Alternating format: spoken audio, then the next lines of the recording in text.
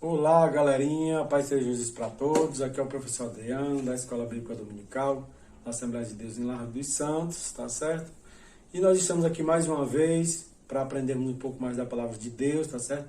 Na revista do nosso trimestre, na classe dos adolescentes de 13 e 14 anos, que tem como título a nossa revista Cremos, né? E hoje a gente vai tratar da lição de número 2, que traz como título Em Deus Nosso Pai, tá certo? Eu espero que vocês gostem, que vocês vão lá no canal, quem não for inscrito, se inscreva, compartilhe a nossa mensagem, deixe seu like, tá certo? E faça a sua parte para que o evangelho ele seja propagado aí na questão das nossas redes sociais, amém? A gente vai iniciar aqui com a pequena oração e logo em seguida nós entraremos na nossa lição. Soberano eterno Deus e Pai, te agradecemos mais uma vez, Senhor, por essa oportunidade de estarmos aqui, aprendendo um pouco mais da Tua Palavra. Que Tu venha abrir nosso entendimento e nossos corações e nós possamos guardar e praticar a Tua Palavra, pois assim é o que Tu desejas, Senhor, nas nossas vidas. Que o Senhor possa continuar nos ajudando, nos abençoando, nos livrando de todo mal. Assim, Senhor, eu te peço, te oro e eu te agradeço em nome do Teu Filho amado Jesus, que vive e reina para todo sempre, eternamente. Amém. E graças a Deus. Então, galerinha, vamos voltar agora aqui para a nossa lição. E a gente acabou de falar o título, né? A lição número 2 da nossa revista, tá certo? Que traz como título Em Deus Nosso Pai, né? E a gente vai tratar aqui do primeiro ponto, né? Que é o quê? Como Deus aparece na Bíblia. Como que ele aparece, né? A gente sabe que no Velho Testamento ele aparece de várias formas, né? Ele tem foram dados vários nomes para ele, mas é o mesmo Deus, tá certo? Então ele não tem múltipla personalidade, ele é um só. Porém, devido a questões culturais dos povos, cada povo ia lá e colocava um nome lá em Deus, mas isso não tira, tá certo? O fato de que Deus ele é um só. E essa questão dessa variedade também, ela vai ter uma curiosidadezinha, tá certo? Que a gente vai entender daqui a pouco. Então, variados nomes, eles aparecem na Bíblia. Para quê, professor? Para representar Deus e a sua relação com o seu povo, né? Então, como a gente falou, cada povo tinha lá uma peculiaridade e chamava Deus aqui. Outro povo chamava com outro nome. E assim vai. E isso era uma forma que, vamos dizer assim, que Deus até permitia para quê? Para manter aquela relação com o povo, né? Então, não, eles me chamam aqui, então eles vão me tratar desse jeito, mas são meu povo também. Não, esse aqui vai me chamar assim, mas é meu povo do mesmo jeito. Até porque ninguém foi lá e distorceu nada, ninguém, vamos dizer assim, fez alteração, porque Deus é Deus, né? É uma coisa que a gente não tem nem como explicar. A gente não pode explicar quem é Deus na sua essência, porque a gente entende que Ele é o Criador de tudo, né? Ele é o Alfa e o Ômega, né? Então, a gente não tem muita coisa assim, vamos dizer assim, para tentar explicar tudo não, até porque nem tudo que está na Bíblia consegue ser explicado, né? Porque Deus, ele se revelou através da sua palavra, mas tem coisas que nós, como seres humanos ilimitados que somos, não conseguimos entender, então a gente não tem como, vamos dizer assim, explicar na íntegra, né? Nem a ciência, nem ninguém, tá certo? Porque Deus, a gente entende que Ele é soberano, Ele está sobre todas as coisas, amém? Então, a gente viu que essa questão da variação de nomes, ela servia para representar Deus e a relação que Ele tinha com o povo, tá certo?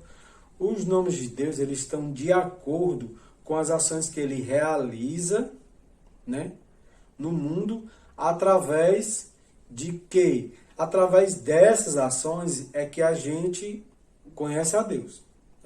O professor ficou um pouquinho meio embaralhado. Não, vou repetir de novo, tá certo? Vamos repetir até aqui, mais devagar para a gente entender. Então, ó, os nomes de Deus estão de acordo com as ações que Ele realizou no passado e realiza hoje no mundo, e através dessas ações, nós o conhecemos.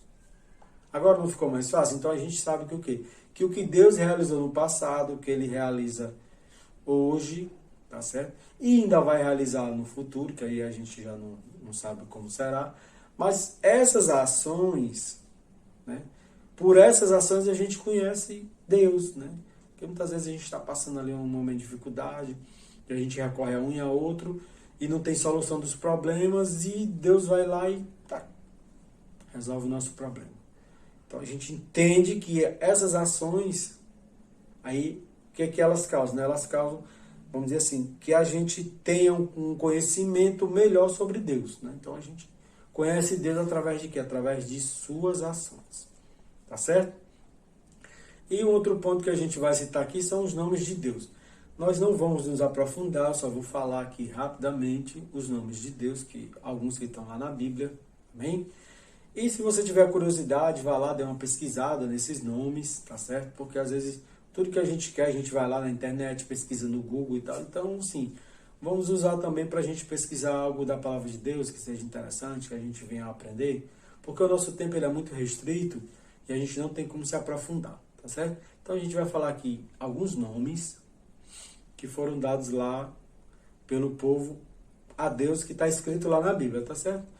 A gente tem aí o Elohim, ou Elohim, como alguns chamam, né? A gente tem Jeová, a gente sabe que no Velho Testamento o pessoal chamava muito o Senhor Jeová, né? Deus Jeová, e por aí vai. A gente tem o El, né? Que é só na escrita, como se a gente escrevesse um E e um L, né? El Shaddai, né? Aí a gente tem o Adonai e a gente tem por último o Pai, né? Que aí quando a gente trata da questão do Pai, Jesus sempre falava disso, né? No Pai.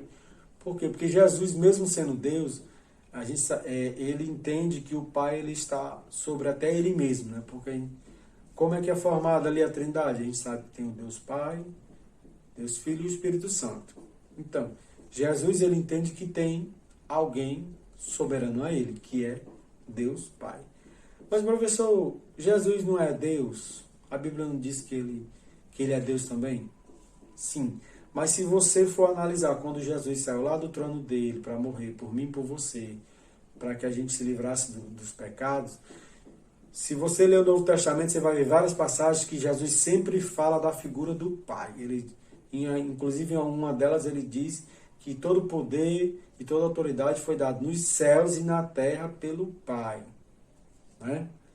Aí ele cita outras passagens, ele sempre coloca o Pai acima dele, porque ele entende que existe alguém, sim, que é superior a ele, que foi o que deu todos os seus atributos, todas as suas qualidades, e a condição de ser o próprio Deus, que quando ele veio para a terra, ele veio como um homem, e ao mesmo tempo como Deus, na questão das suas atitudes, e para mostrar para a gente que a gente tinha condição, sim, de ter uma vida, vamos dizer assim, mais tranquila, tá certo?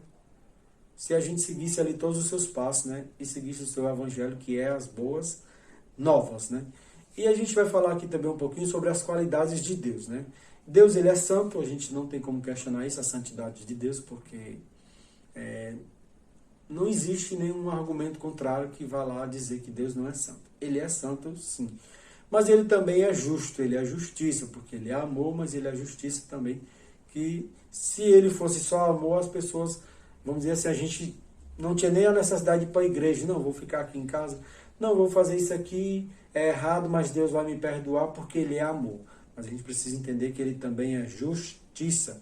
Deus, ele é fiel, mesmo a gente sendo infiel, ele está sempre ali com a gente e sempre nos abençoa, mesmo diante da nossa infidelidade e incredulidade. Ele é misericordioso, porque isso é uma qualidade dele, nessa questão da misericórdia. E, inclusive, em algumas dessas passagens, ele diz que ele tem misericórdia de quem ele quiser ter e ele tem compaixão de quem ele quiser ter. Tá certo? Por quê? Porque como ele é o criador de tudo, então ele tem essa prerrogativa, nós não temos como questionar. E Deus é amor, né? Ele ama todo mundo, ele quer que todo mundo chegue ali ao arrependimento, ele quer que todos alcancem a salvação, ele espera que a humanidade viva em harmonia, tá certo? E, vamos dizer assim, é uma das qualidades mais importantes essa questão do amor. E a prova disso é ele ir lá e permitir que seu filho viesse aqui morrer por todo aquele sofrimento, por mim e por você, para que hoje nós tivéssemos acesso à questão da salvação, mediante a crucificação de Cristo lá no Calvário. Tá certo? E uma coisa que a gente vai citar aqui é que essas qualidades, elas não podem ser encontradas em nós. Tá certo? Algumas qualidades, né? Que qualidades são essas, professor? Aqui a gente vai falar de outras 3, né? Que a gente vai citar agora. Que isso não se encontra dentro da gente, tá certo? As primeiras a gente tem sim como, vamos dizer assim, colocar em prática, né? Que é a questão da santidade, da justiça, procurar ser fiel a Deus, né? A gente também, essa questão assim, de misericórdia, né? A gente não é Deus, a gente sabe disso, são as qualidades de Deus, mas algumas delas a gente tem sim como aplicar no nosso cotidiano, a questão do amor, né? De amar o próximo, de amar ali o seu semelhante, tá certo? E a gente vai citar agora 3 qualidades que elas não entram, não tem como a gente ter essas qualidades, que é Deus é onipotente, tá certo? Onipresente e onisciente. Então, onipotente é que ele tem todo o poder, né? Vamos dizer assim, é o ser mais poderoso que existe e não tem ninguém que tenha mais poder do que ele, tá certo? Ele é onipresente, ele consegue estar em todos os lugares ao mesmo tempo, onipresente, então ele pode estar presente em todos os lugares ao mesmo tempo. Olha aí como é uma coisa extraordinária que a nossa mente não tem nem como explicar isso. E ele é onisciente, porque ele é o único que é capaz de, vamos dizer assim, de saber o que é que você está pensando, tá certo? Essa questão da onisciência. Então Deus conhece os pensamentos de todos nós. Então, são 3 qualidades que nós seres humanos nunca vamos ter, porque elas são exclusivas de Deus. O próprio Satanás, ele pode até ter, vamos dizer assim, uma qualidade. Ele tem poder? Tem sim. Ele está em todos os lugares ao mesmo tempo? Não, mas ele tem lá os seus demônios que estão lá fazendo o papel dele. Então ele meio que se divide ali. Mas a questão da onisciência ele não tem. Ele não sabe o que você pensa, ele só sabe o que você fala. Então a gente precisa ter muito cuidado com o que a gente fala, tá certo? Porque Satanás está ali para ouvir, né, e usar aquilo ali contra você posteriormente.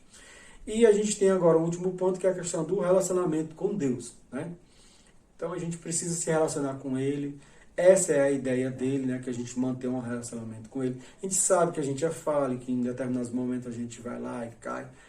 Você que é adolescente, às vezes está ali, discute com seu pai, com a sua mãe, aquela coisa e outra e tal. E aí, às vezes, isso afeta que você tenha um bom relacionamento com Deus, mas assim, a gente precisa ter a consciência de que nós temos que manter o relacionamento que nós temos com Deus, porque é o mais importante e é o mais correto a se fazer, tá certo? Então, galerinha, a gente vai encerrar por aqui, tá certo? Essa foi a nossa segunda lição. Eu aguardo vocês aí na próxima lição, né? Que no caso será a terceira, tá certo? E que Deus possa nos ajudar grandemente. A gente vai fazer aqui uma pequena oração e vamos encerrar, tá certo? Eu espero que vocês tenham gostado, vocês vão lá, compartilhem, deixem o seu like, amém? E que Deus possa continuar nos ajudando cada dia mais e mais. Maravilhoso Deus e Pai, te agradecendo, Senhor, por mais essa oportunidade que Tu nos deste de estarmos aqui aprendendo um pouco mais da Tua Palavra. Que, Senhor, a Tua Palavra vai ficar enraizada nos nossos corações e que podemos aplicá-la cada dia mais e mais. Nos ajuda, Senhor, diante das dificuldades, nesses tempos difíceis, e que logo, logo, Senhor, nós possamos estar reunidos ali para louvar e engrandecer o Teu nome. Pois, Senhor, nos despede em paz, nos livre e nos guarde de todo o mal. Por isso eu te peço, te oro, já te agradeço, em nome de Jesus. Amém. Então, galerinha, espero vocês aí na próxima oportunidade.